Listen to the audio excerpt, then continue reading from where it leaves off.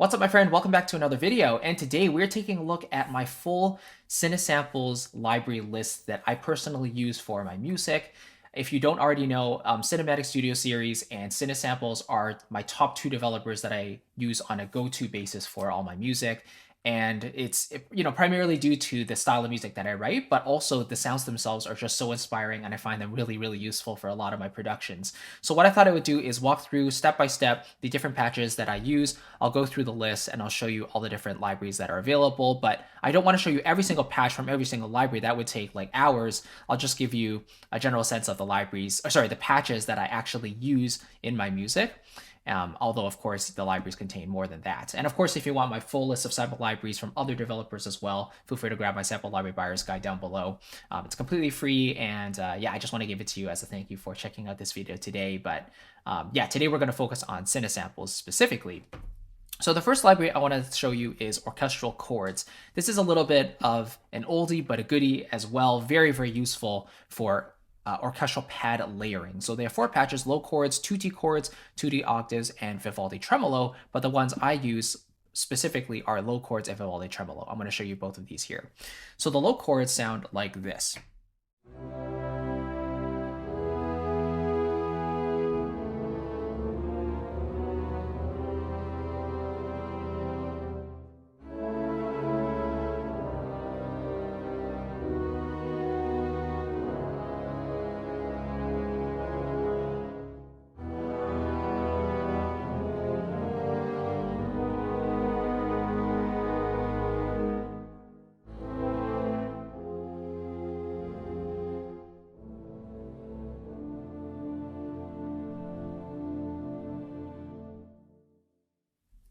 Right, so overall it's a very moody sound, and it gives you just a really full texture that you can use as a bed to a lot of stuff you might want to add on top. A lot of composers might consider it cheating, but I think it's a really nice shortcut to just get you a nice orchestrated pad right off the bat. Really, really cool. Let's move on to Vivaldi tremolo, and this one is really nice because it's basically the players playing in octaves, but a really intense sort of tremolo. So it sounds like this.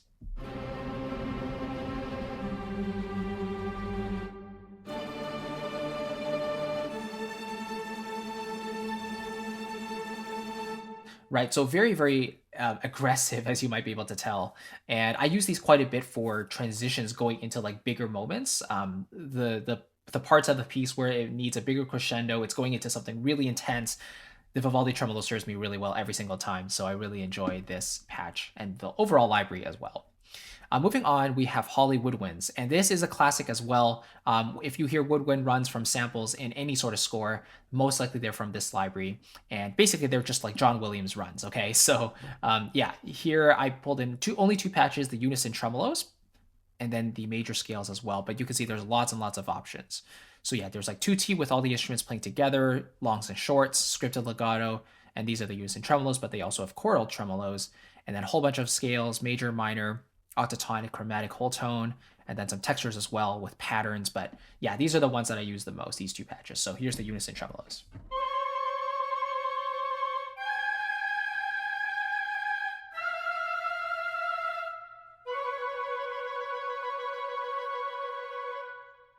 Okay, and then we have the major scales, of course, and this is really, really cool. So basically they have all of the keys, the different keys, C to B, and then they're programmed really in an interesting way.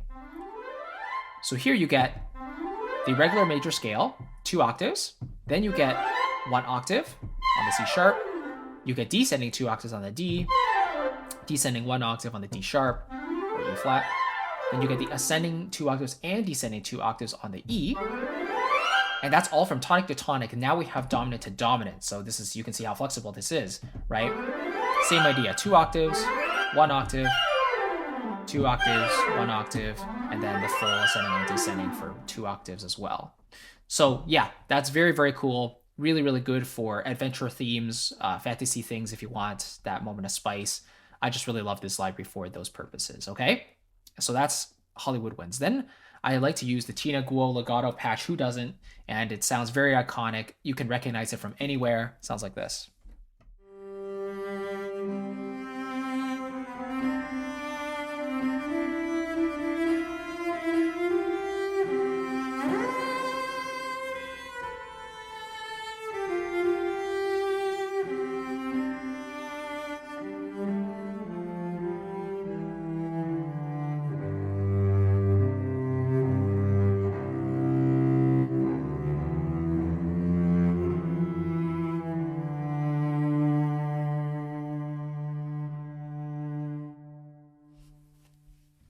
right?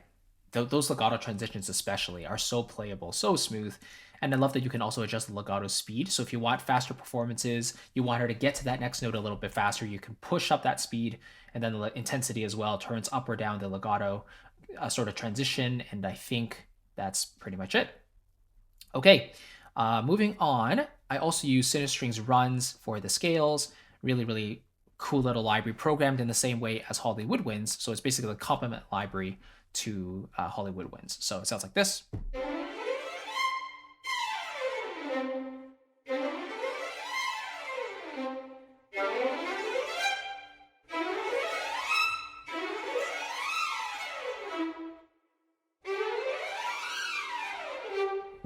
Right, so it works in exactly the same way, and I love that they actually have a notated version of these scales as well, which is nice to see. If you don't read music, then you don't have to worry about it, right? But yeah, it's just a cool little visual cue. All right, then we move on to the Cine series, basically the Cine Symphony line. And for me, I basically use the brass, the harp, and the piano, and then the perc, and then the piano as well. But yes, let's go into the trumpet ensemble articulations. These are from Cinebrass Core. So it's like.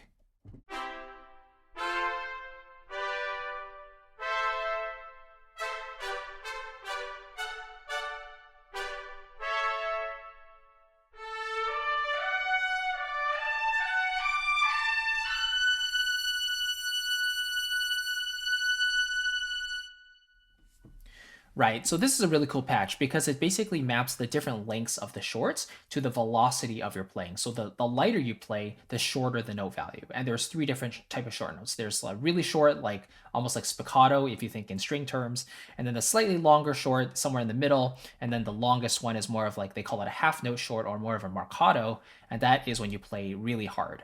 And then if you press the sustain pedal and play legato, then that's where you get legato in this engine as well. And it's also polyphonic legato as an option. So the engine can also kind of tell, which notes are higher and lower and which ones to transition to if you want to do that. So let's give that a quick try.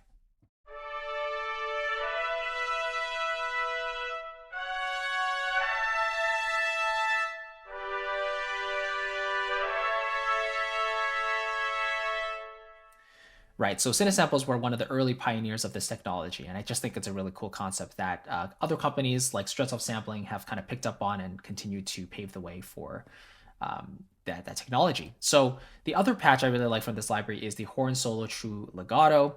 Really nice exposed sound, and it sounds like this.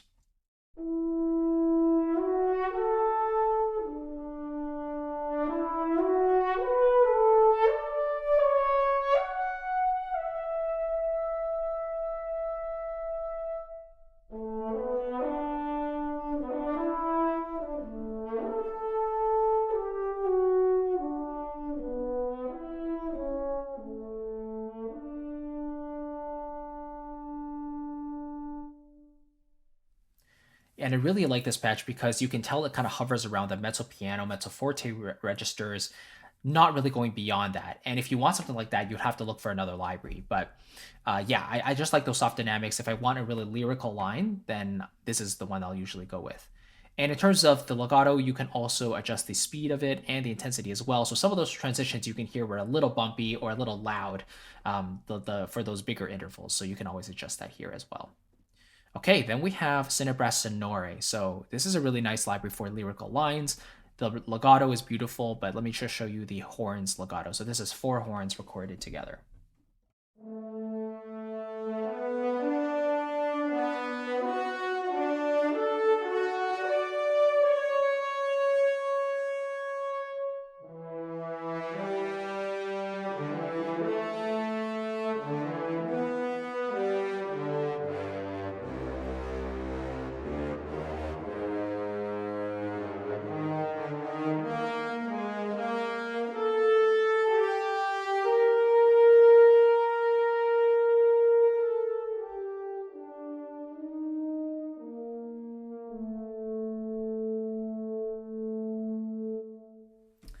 Oh, that sound, that Hollywood sound is just so beautiful, right? Like it's so clear. It's not overly bright in process, but it's not dark either, that it's like struggling to break through the sound, right? The mix. So yeah, really, really beautiful. And this is another library where it doesn't go beyond the mezzo forte max barrier, right? So you can have other libraries like Cinebrass Pro to kind of help you with that, or specifically tailored brass libraries to help you. But yeah, that library in particular, Sonore, is a quieter one for sure. Okay, then we have Cine Harps, and I really only use two patches from this library, the Concert Harp, so it's just a basic plucked patch, and then the Harp Glissandi, because it's always better to have pre-recorded ones instead of programming in your own. It's always going to sound more realistic if you can get pre-recorded performances. So here is the plucked patch.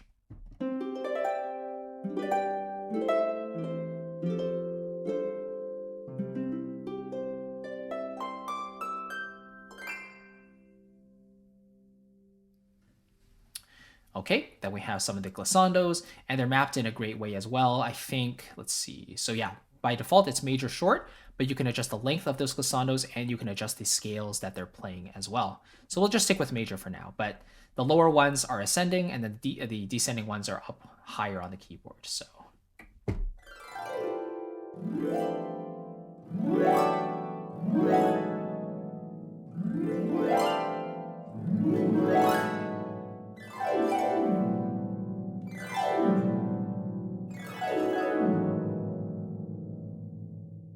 Okay, so just a quick correction there. So the first octave is ascending, glissandi, but just one octave basically.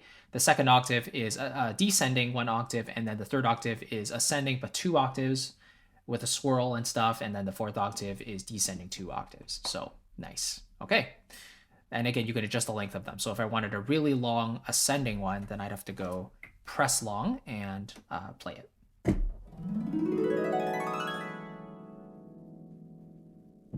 Yeah, really nice, right? It's a little slower performance, but you do hear what that's like. Let's hear maybe this 2-octave one.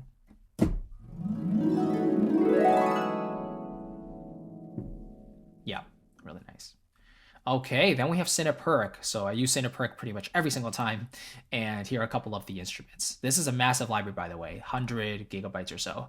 But this is the core library, and then the other sections, Pro, Epic, and Aux, offer other instruments, but here is the core stuff.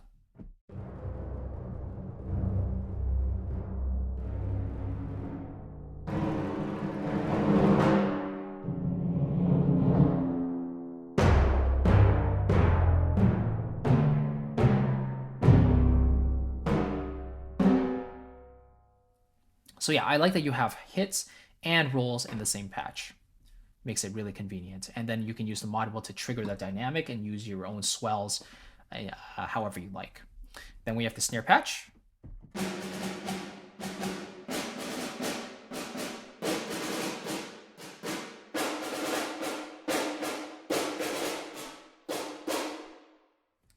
So they have like 6 different snares lined up in this one patch. Lots of flexibility there, just tuned differently, and it's really nice.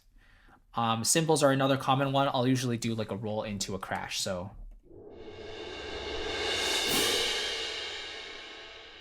right. So yeah, you just have to play 2 keys, but again, the module kind of controls the intensity and the volume of that swell. And then the other keys kind of have different strikes. Some are dampened, some are not. So it's a lot of flexibility there.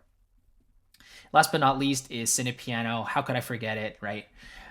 This is my go-to piano for sketching, for even final productions. This is what it sounds like. So.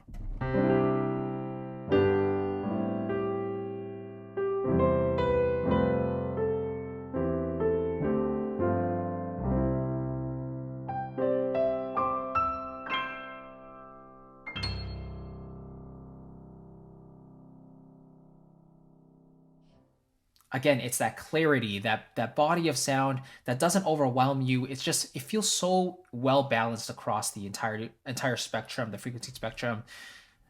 It sounds very natural, and that's something I really appreciate in sample libraries. Is no matter where you are in the range, the entire register feels balanced. It doesn't feel overwhelming, or it doesn't feel lacking in any particular area. And I think Cinesamples libraries do that very, very well, especially the piano and the harp, which have a very clean sound, very detailed signature, so it's really, really pretty. So yeah, that's basically it. These are all the Cinesamples libraries I use. Let me count them. 1, 2, 3, 4, 5, 6, 7, 8, 9. Right. So basically 9 Cinesamples libraries I use on a regular basis in Contact, by the way. All these libraries should be available in Museo as well, which is their ongoing subscription, but it gives you access to all of these and new libraries that they put in there as well. So if you want to get into that ecosystem and you want to download any sound of your choice from any of these libraries for honestly a fraction of that price, I have a link down below. It's an affiliate link, so if you want to support the channel, that's greatly appreciated, of course. But you do have that option to purchase that plan and then download any of the sounds you might want from Museo. But I typically stick with the traditional Contact ones. I just enjoy the workflow. I'm used to Contact, right? I've been doing it for years, so these are just my personal preferences, of course. So yeah, I hope you enjoyed it. Let me know your thoughts on these libraries. They're classics. Again, not everyone loves the programming, not everyone loves the sound, but for me, it works really well because of the style of music I write. And again, the workflow really suits my personality, so I really just enjoy it. So yeah, that's basically it. And again, if you want to check out my full sample library list that I personally recommend, including other developers as well, not just Cinesamples, then feel free to grab my sample library buyer's guide. It's the first link down below. And I'm usually updating it every so often with new libraries that I enjoy. So if you're curious about my thoughts on a certain library and you're curious about purchasing it, then you might find it in there and see my thoughts on that before you make an informed decision. Okay? Thank you so much for watching. I really appreciate it. I'll catch you in the next video and I'll see you there. Take care.